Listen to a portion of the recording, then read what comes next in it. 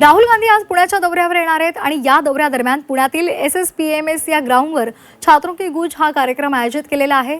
या कार्यक्रमासाठी SSPMS या ग्राउंडवर खास स्टेजही उभारलेला आहे आणि वेगवेगळ्या सोयी सुविधा सुद्धा उपलब्ध करून दिलेल्या आहेत। या संदर्भात अधिक माहितीसाठी आपण थेट जाऊयात। पुण्यामध्ये आमच्या प्रतिनिधी मनश्री पाठक आपल्यासोबत जोडल्या गेलेल्या आहेत। मनश्री, सध्या कशा पद्धतीचे नियोजन करण्यात आले?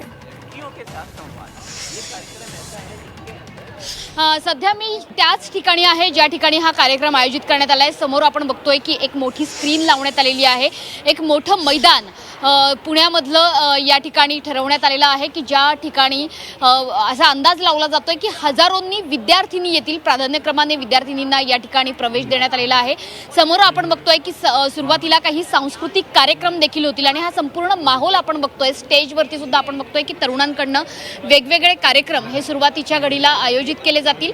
बरोबर 3 वाजता राहुल गांधी हे विमानतळावर पोहोचणार आहेत आणि विमानतळावरून त्यानंतर 5 वाजता ते या कार्यक्रमस्थळी येतील आणि कार्यक्रमाला सुरुवात होईल।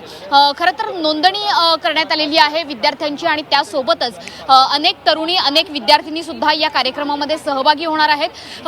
वेगवेगळ्या नेत्यांकडनं सध्याच्या घडीला इकडे पाहणी केली जाते आणि सगळ्यात महत्त्वाचं आपण बघतोय की सुरक्षा व्यवस्था ही कडेकोट या ठिकाणी ठेवण्यात आलेली आहे। विरोधी पक्षनेते आहेत देशाचे, त्याच्यामुळे कडेकोट अशा सुरक्षा व्यवस्थेमध्ये या ठिकाणी प्रवेश दिला जातोय। जे काँग्रेसचे कार्यकर्ते आहेत त्यांच्यामध्ये आणि अभाविपच्या कार्यकर्त्यांमध्ये काल रात्री इथे बराचसा गोंधळ झाला होता।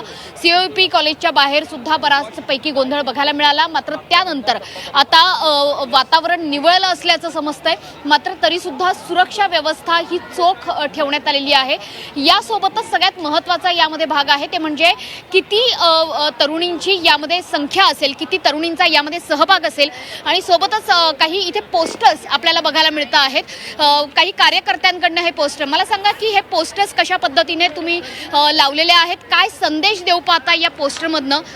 तर वेगवेगळ्या पद्धतीने हे पोस्टर्स या जशा पद्धतीने जेनझींच्या आंदोलनामध्ये हे पोस्टर्स बघायला मिळालेले होते तशाच पद्धतीने आता काँग्रेसच्या या कार्यक्रमात सुद्धा हे पोस्टर्स आपल्याला बघायला मिळत आहेत। विश्वजित कदम या ठिकाणी आपल्यासोबत आहेत। विश्वजितजी, जसं आपण बघतोय की काही पोस्टर्स हे आज या तरुणांच्या गर्दीमध्ये राहुल गांधींच्या सभेमध्ये बघायला मिळणार आहेत। काय वेगळं आकर्षण असणार आहे? कारण यापूर्वी सुद्धा देशामध्ये अनेक ठिकाणी अशा प्रकारचे कार्यक्रम झालेले आहेत। देखिए, देशाचे नेते आणि देशाचे विरोधी पक्ष नेते आदरणीय राहुलजी गांधी यांनी कोटामध्ये विद्यार्थ्यांशी संवाद साधला, प्रयागराजमध्ये अत्यंत मोठ्या प्रमाणात विद्यार्थिनींशी संवाद साधला आणि पुणे हे विद्येचं माहेरघर आहे। महाराष्ट्राच्या देशाच्या कानाकोपऱ्यातनं विद्यार्थी पुण्यामध्ये शिक्षणासाठी येतात।